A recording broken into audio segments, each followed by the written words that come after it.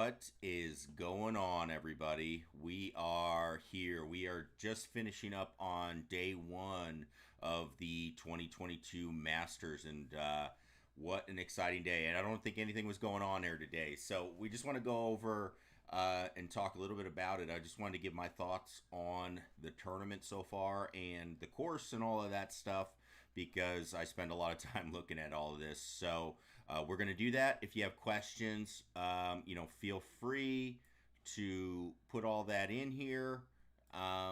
You can do that. Just let me know, and I will try. This is my first time doing it. It's something I want to do more with instruction and all that stuff. So, hopefully it works out where some good things happen for us as we go. But we're going to be talking today about the tournament here. So day one at the Masters. So first things first, obviously, we'll talk about Tiger and everything that he did and what I saw and what I really liked, and got a few swings. We're going to be breaking down his swing and actually some short game action from him too because he was excellent. The big thing that I take away from day one, the course is going to play difficult. It's going to play difficult. There was 0 bogey-free rounds, which I feel like is, you usually get 1 or 2 guys getting through there and saying, all right, hey, we're going to get through this. When I look at the scorecards right now, Dustin Johnson played the best. Scotty Scheffler played pretty darn good, too. I think Dustin Johnson had one of the sloppy, it wasn't sloppy, but I mean, that guy had some chances to leave some shots, around there, and he only birdied 1 par 5, I think the second hole, as he went. So yeah, I mean, he left some shots out there with some wedge shots and things like that, and then he basically 3-putted 17 for his only bogey of the day. The thing I love about the Masters is, as we're going through it, you have Im leading. So Sungjae Im's leading. You always have kind of like a faux leader at the Masters. I kind of see him being one of those because his thing is he is very good at iron play. If he has any issues as far as short game, like on 18, he missed it in the right bunker, and then he blasted out. He was lucky to hit the hole, or else he was going to roll pretty far by. That's something I would look at and say, all right, hey, he is a player that if he faces any adversity at all, I don't know how well he's going to deal with it. Today he struck the ball beautifully and played and hit the ball very well. Made an eagle on 13. That's going to really help you out, obviously, as you go through this. The guys that I would be watching on this leaderboard, okay? Cam Smith, Neiman a little bit. I think Neiman drove it. He hit the ball really, really well today. I do think he obviously had an eagle on 9. He holed out on 9. I think he made some mistakes that he kind of got away with where, all right, it didn't hurt him too much, but, those are mistakes I don't think you can live with. So that's something I definitely think he's going to want to pay attention to as he's going forward. I would look at Scheffler. Scheffler played awesome. Scheffler played Scotty Scheffler golf, which was, hey, we're going to get the ball around the golf course. We're not going to do too much fancy stuff, but we're just going to hit really, really solid shots, and we're going to make a lot of putts and do that. Same with Dustin Johnson. Dustin Johnson didn't drive the ball fantastic. He didn't do a lot like where you're like, oh, that's really, really good. But he shot 300 par for the round. Again, he bogeyed 17, but he did a lot of really, really smart things, and he went through there. Cantlay, can't ignore him, top 10 player in the world. Harry Higgs, again, kind of like a guy that, hey, he played good on day one. Who knows what's going to happen going forward.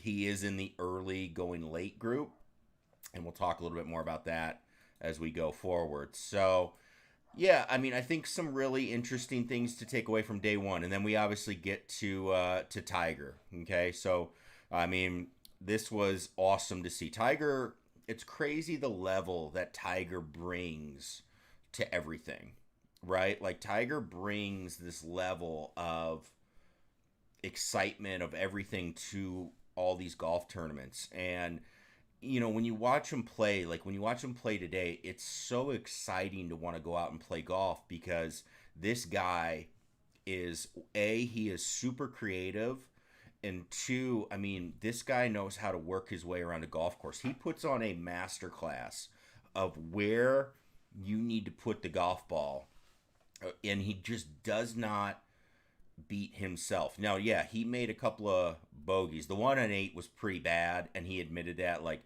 that's a pretty bad bogey. The one on 14 I thought was like interesting too. That's a newer pin, I guess, for them. And it was, we saw a couple guys get fooled there where they were that putt that was breaking really, really hard, and his chip rolled out pretty hard. But those were two kind of like sort of simple chips that you would think, all right, hey, somebody that's played a little bit more, you would do a little bit better with those. You saw 9 even, he kind of gassed it by the hole there, but he made the putt coming back. That putt might have gone off the green if he didn't make that putt on 9. But overall, for Tiger, I mean, first off, he gets an A in my book if I had to grade his round on the day, because he just literally made it through the round. I don't even care how he plays. I want the guy to play 4 rounds of golf. That's it. I don't really care if he's competing as much. It's obviously awesome if he does, and it's really, really awesome when he's hitting good shots. But I want the guy healthy. I want the guy being able to play, and seeing him get around and do some things. I thought he did a really good job, and he made it. So he gets an A in my book for that, and as a fan, that's an A. That's all I wanted.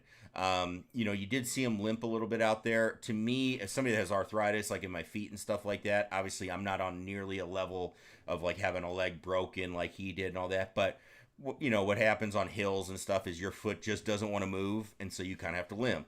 I know how that feels, so that's all it looked like to me. It didn't look like pain or anything like that. It just looked like, hey, I've got a bunch of steel rods and I've got to do this. So that was really, really cool to see him just make it around. But as far as his swing goes, it looks awesome. I love it. And again, I'm going to do a breakdown of it, but he was just absolutely just plotting his way around the course. I mean, he was just maneuvering the ball. This is what you're supposed to do when you're playing Augusta. He was never in jeopardy of making like a double bogey, right? Like you're going to make bogeys. It's a major championship. Again, nobody went bogey free, but he was never, I mean, like all of it was all tap-in bogeys. He was never in jeopardy of making like a huge, huge mistake. Like he plotted his way around. He showed what Augusta is all about. It's all about angles as you're playing this golf course. It's about angles. You have to approach the greens because they're so fast, they're so hilly. You have to approach the greens from the right spot, and he did that wonderfully. I mean, just absolutely perfect. He didn't overpower the course. He's definitely lost something in the distance department. It's possible he had mentioned after the round he wasn't hitting it great on the range. Maybe he wasn't, absolutely pure in the ball, but he showed that you just don't need that. You can hit it as far as you want.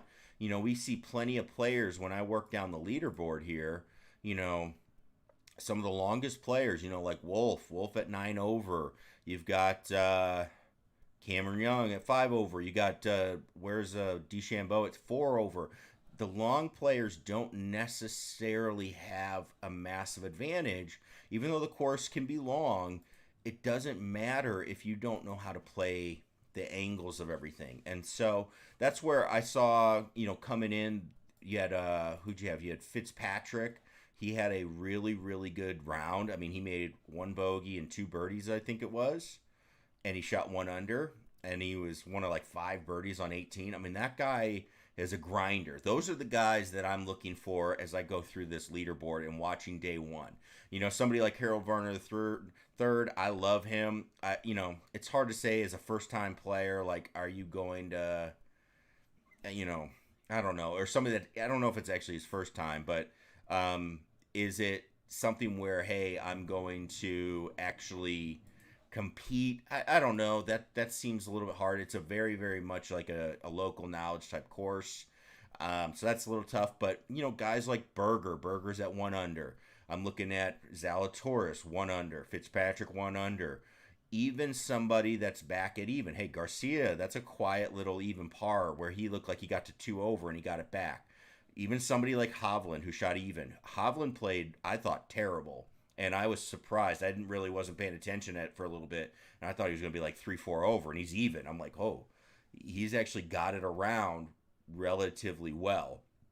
Those are the guys that I'm watching out for. You know, your Dustin Johnson, your Scotty Schefflers, these guys, Cam Smith. These are the guys that just grind and play golf, and they don't worry about their swing. They don't worry about, hey, am I doing things right? They know that they can hit shots when they need to. Those are the guys I'd worry about. Somebody else, you know, that I would normally like would be like Spieth. He shot 2 over today. You know, he just doesn't seem like he's in that mindset right now where it's like, hey, I'm going to just go out and hit shots. He seems like he's really thinking about his swing. He's definitely not putting as well as he needs to as well. But those are the things I was taking away from it. The course played difficult. It played long, a lot of rain, no roll. It would be interesting to see it dry out for the wind. I guess there's going to be a lot of wind tomorrow. So it sounds like if you went late today, early tomorrow, you have an advantage from weather. That's one of the things you have to deal with when you play tournament golf, different tee times. We'll see what happens there, but it's super exciting. I kind of like that the weather's coming in. It will neutralize this a little bit. You know, you're not going to be able to get super, super low. So it's going to be the guys that can hang on. Even Tiger playing late in the day. Tiger historically plays really bad in the wind. Like, if there's one thing that gets Tiger, it's the wind.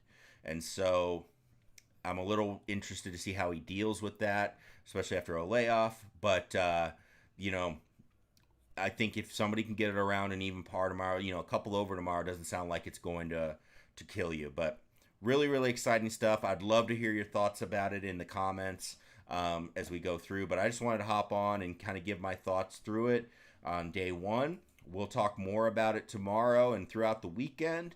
But, yeah, a super, super exciting week for golf. And, yeah, if you are interested in seeing more, I'll be doing more with and analyzing his swing, analyzing some short game stuff. He's doing really, really well now. Hopefully that'll help you out. So make sure you're a subscriber for that. And also, if you're interested, and David, I got your question here. I'll get to in a sec. If you're interested, we do have our boot camp coming up. I have that up on the website, Scott Hogan Golf, right now. You can check that out. So, a question that David had was, what do you think about Spieth's practice swing? What is he trying to do? So, Spieth is trying to work on hitting a fade. That's what he's doing. He's always, since he was a junior, hit a draw, and a pretty sizable draw. He's always been somebody that's kind of been at the top across the line. Now, across the line and means think like Matthew Wolff. Matthew Wolff is extremely across the line.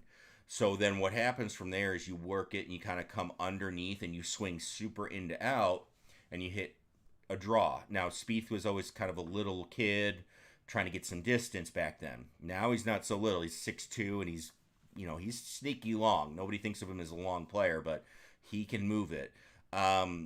So what he's trying to do now is work on hitting a fade, which is a more controlled shot. You get height. You know, it works well on tour with the speed of the greens and stuff. So what he's trying to do is he brings it up. He's getting the club more laid off being pointing basically away from the ball at the top. And then when he comes down, so if I can show this, he's going to actually try and kind of carry his arms across so he can cut across the ball. Essentially going over the top for people that do that. And so, you know, when he hits good shots and he makes a good swing, I like it. He definitely isn't where he trusts it yet. That's for sure. You know, we saw on 18, he went for the fade and basically hit a duck hook into the trees, and then he makes bogey. We saw that a couple times today. And then he went for it on 15, where he kind of like got under it and hit like a high draw that barely made the water. He got kind of lucky it didn't go in the water. That's what he's trying to do with his swing. I don't think it's, you know, I think it's a fine move and it's a fine thing to do. If you're somebody that slices it, obviously don't copy what he does, but it's a move that I think he just doesn't trust yet. When you're seeing somebody make practice swings like that and the amount of practice swings he's having to make, I definitely see him, you know, working on it still. So somebody that's in that mode, I just can't say, hey, you got a real chance at winning the tournament. He might prove me wrong, but I feel like he's working too much on his swing and he's not thinking too much about, hitting shots, which Augusta is all about. You have to be creative. The guys that are able to get out there and just hit shots, Tiger again, I thought did phenomenal today at that. 18 was a wonderful wedge shot after he hit it left in the trees too. You get to, he hit this little cut wedge and he controlled the spin and kept it on the top level. We saw Spieth come through later and he spun it off. If you're thinking too much about your swing, you can't think about what you need to do to hit the shot. And so, we only have so much room to think in our brains, unfortunately, as humans. So that's something I would look at. But I think he's doing, he's getting there. He's getting closer. I also just think that his putter is just not what it was, and he just looks uncomfortable putting. It's weird. I do think he needs to kind of shake things up there. Maybe either a grip change, a putter change, just something to kind of get him a little. He just seems jittery. It's just odd. So anyway, yeah, David, that's a good question about his practice swing. That's what he's trying to do, and he's getting there. He's just not 100% there. He's definitely trying to make a fairly sizable change, though. To his swing, and he's basically trying to change his ball flight completely as he goes. So that's what he's got going on. But yeah, I'll be interested to see it. He should be out early tomorrow. Again, these guys that are going early, they should be able to get a jump. I was very surprised today at how the par fives, it didn't seem like people were taking advantage of them with how soft it was. But it's yeah, I agree, Matt. He definitely, if he grinds away one or two each day, would be awesome. Just like you said, it's not that probably won't do it. It might with if the weather gets bad, but it's just so fun to watch the guy play golf. Like he is, just to watch him. Golf has got to this point of bomb and just absolutely hammer away at the thing. Right, hammer away, and there's some stats people. It's like baseball, right? There's stats people that say, "Hey, hit home runs," and they're saying, "Hey, hit all these stats," and "Hey, you hit it as far as you can," and that's what you do, because that's the best statistical chance for you to make a birdie as you go. But there's a human part of it too that I think they kind of forget, and for us regular players, that don't absolutely hit it 350 yards. I mean, again, we go back through the list. You see, it's kind of a boom or bust strategy. When it works, yeah, you can make a lot of birdies, but when it doesn't, you're going to make doubles and triples and stuff. I love seeing Tiger. He played the third hole. I saw a big argument today about the third hole. Tiger hit iron off the tee. Louis in his group hit iron off the tee. Who was the other guy they played with? He hit driver. Neiman hit driver. Everybody was saying, oh, that's completely the wrong play to hit iron. It's is it? It's okay for these guys to say, hey, I'm going to play it. It's a major. I'm going to play to the fairway. And I'm going to play to the green. Yeah, I might not hit it to 3 feet, but I can very comfortably hit a shot to 15, 20 feet, 25 feet, and just two-putt it and keep going. That's what Tiger did really, really well. Tiger was never out of position. He never hit, he didn't flag too many. The shot he hit on 5 and 6 were phenomenal. He didn't flag too many other ones, but he just made it look easy. He really did. And that's what this is all about. And that's how you're going to get your 1 and 2 under as you're going. So I hope so. I love watching the guy play. I'm not afraid to say I'm a complete Tiger homer. Hey, that guy's playing. I root for him all day, and I root for him to play good golf. He obviously made golf fun and popular for me, so I definitely root for him as a golfer. That's for sure. So, yeah. So excited to hear it. If you have comments, stuff, leave it down below. Thanks for the questions. We're gonna do this again tomorrow. We're actually gonna do it all weekend. Because I'm a master's nut. I've got 4 screens in here right now that I just shut off. So we'll be watching it all day, and I love talking golf with it. And we'll do more of these lives throughout the season. We'll do some more of this golf with some golf instruction stuff. So check them out. Please let me know if you got questions, things that you got going on. Would love to help you with your game. And again, if you're looking for some way to get help with your game, we have our boot camp going on. It's up on the website, Scott Hogan Golf, right now. And also, check out Flight Scope. You see I've got the, wherever that is, I got the Mevo right there. It's on sale right now through the weekend. So if you're interested in all that, check it out and make sure you subscribe and see how you can use all this tech and everything to get better. So thanks everybody, and let's have a great weekend with the Masters. Excited for it. All right. So thanks everybody for tuning in, and we'll catch you later this weekend.